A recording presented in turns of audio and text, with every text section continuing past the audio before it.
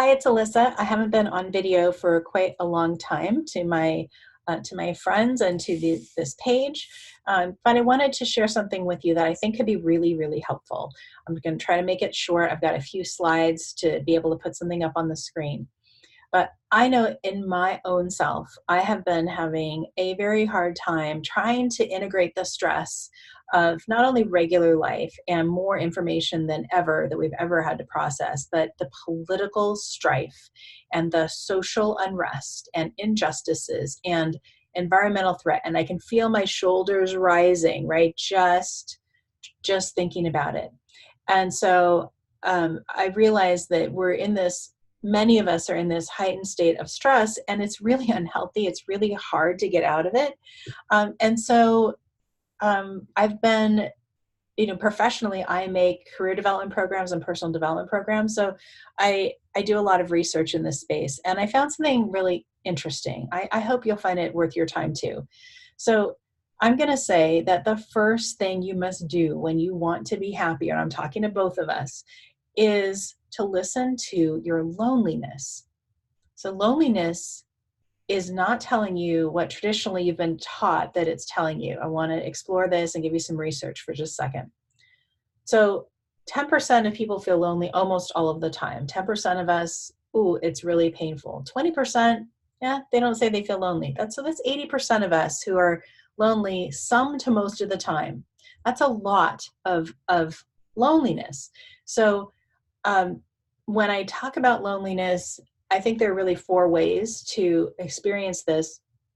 And I want to share these because think about, recognize yours and also realize that other people feel it differently, but they may still be lonely. So we're really familiar with loneliness that looks like not socially connecting and feeling left out. That feels bad because nobody likes to feel left out. We know what that feels like from being a little kid all the way through being an adult. This may look like you've stopped posting personal things. You maybe are just forwarding some memes or things like that, quotes. Maybe in real life you're not talking to people. But there's also the other person who's out there who is super social, where social is their professional world. And for people to know who they are and to make a living, they are always out there, but it's always work. And it doesn't feel personal. It feels like there's actually no time for personal, even though they're using platforms that are meant for personal connection. Or it may be that you are completely maxed out with work and home responsibilities, caregiving, whatever your things are, or you're dealing with health crises. You are maxed out already and feel like you cannot do anymore. And then the stress is like, well, how is everybody else doing this and I'm not? And you know what? Even if you had none of that and you have time to play and you're ready to go, but no one else does in your circle, then it's hard to get other people to join you, like whether it's for an evening or for a trip or for retirement. The thing I want you to notice as you listen to all these, I bet you found yourself or could think of times when you have felt this way, that you can relate to at least one of these, if not more of them.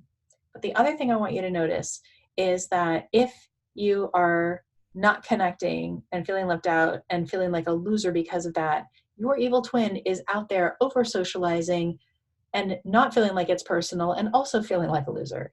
And if you are working to the bone and you feel like a loser, there is someone out there bored who is frustrated and feeling like a loser. Now, I'm not in any way saying that you can't have solitude and be happy, that you can't have work and be personal. I'm not saying that you can't work really hard and be very happy, or that when you are not doing a bunch of things that you're bored. I'm not saying any of that. I'm saying that when you are lonely, it can look like any of these things. So we are all here walking around together thinking everybody else has it all figured out, and we're feeling blank and lonely. And that is a drain. It is a total drain. And think about how much more secure we would feel if we didn't feel this way.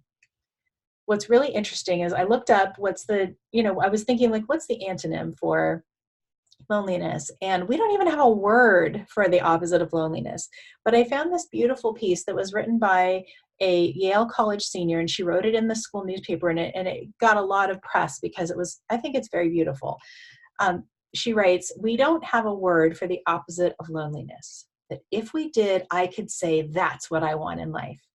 It's not quite loving, and it's not quite a community. It's this feeling that there are people, an abundance of people who are in this together, who are on your team. When the check is paid and you stay at the table, when it's 4 a.m. and no one goes to bed, that night with the guitar, that night we can't remember, that time we did, we went, we saw, we laughed, we felt." I think that's so beautiful. Now, of course, my mind goes to the introvert version of that, which is a very small group of people doing that. And if you're an extrovert, your mind may went to like a big party. But the idea of feeling like there are people, there's an abundance of people, and we're in it together. That is an amazing feeling. And I know that's an amazing feeling because I was a recipient of some of that kind of social support when I went through cancer treatment. So my oldest friends who were there and part of it know that I was diagnosed at 40 unexpectedly with breast cancer. And if you're a new friend, I just wanted to share with you, because I am bragging about how awesome they were, that during that time, I decided, as I had to go through daily radiation treatments, that I wear a party dress, and my friends wore dresses with me. We did all kinds of fun things, and it was like having a party while going through the most terrible thing. It was so awesome. And there was no way, like, I didn't deserve that support. I couldn't have asked for what was actually done. Um, I asked for support, but I didn't ask for what was given. And so there's no way I can repay that.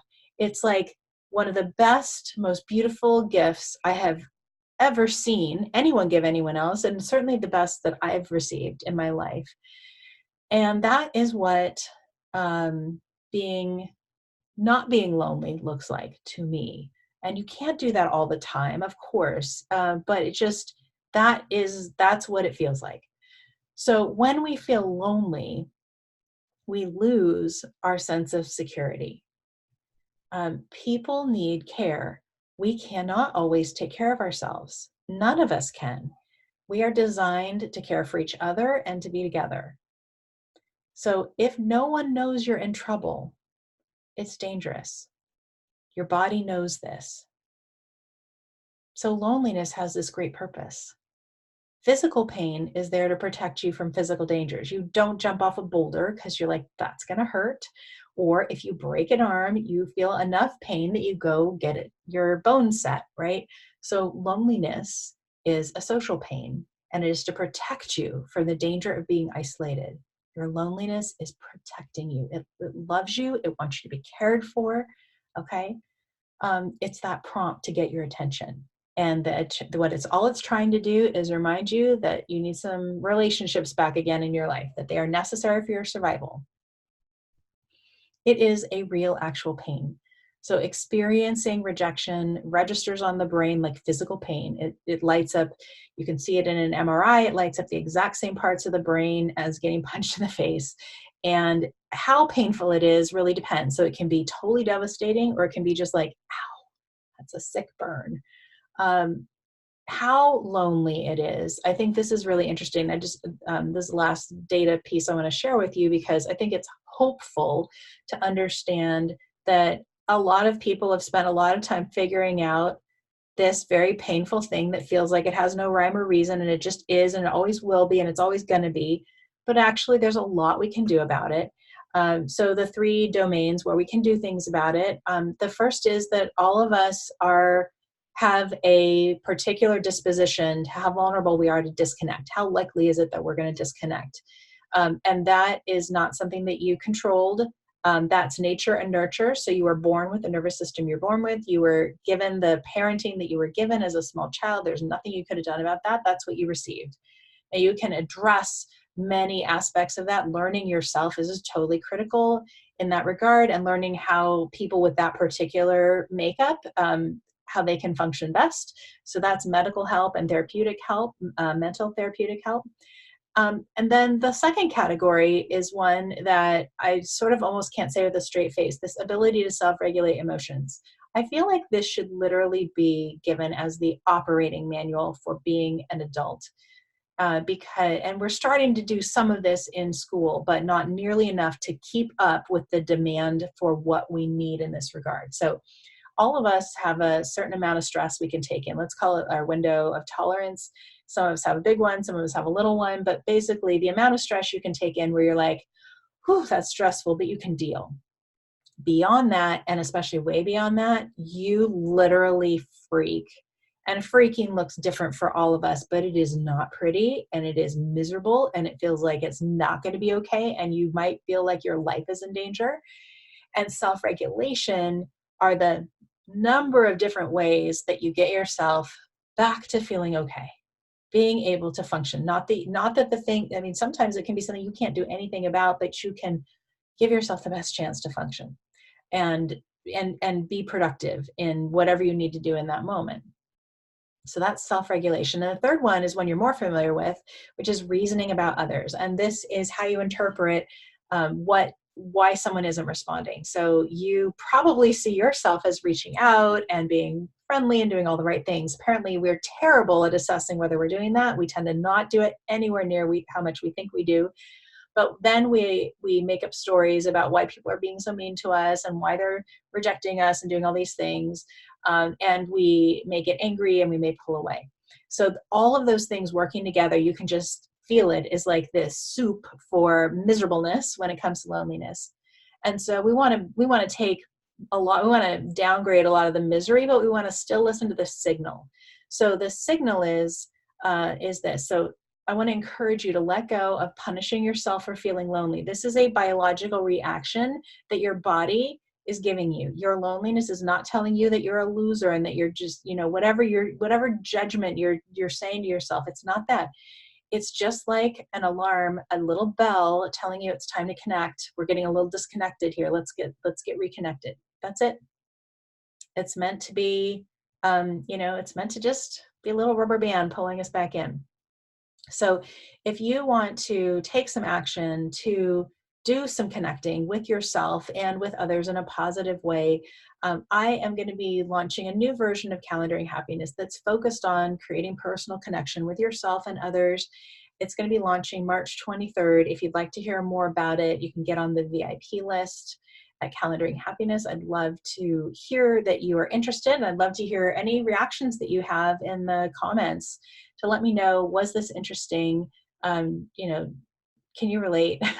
And I hope that if you are feeling lonely when you're watching this, that you feel a little less lonely, to know that you're not alone in feeling your loneliness and that you've enjoyed connecting here together right now. So I wish you a day with lots of happiness in it. And I look forward to sharing more of these I think it's interesting research that can be helpful to us in our quest for a good, happy life.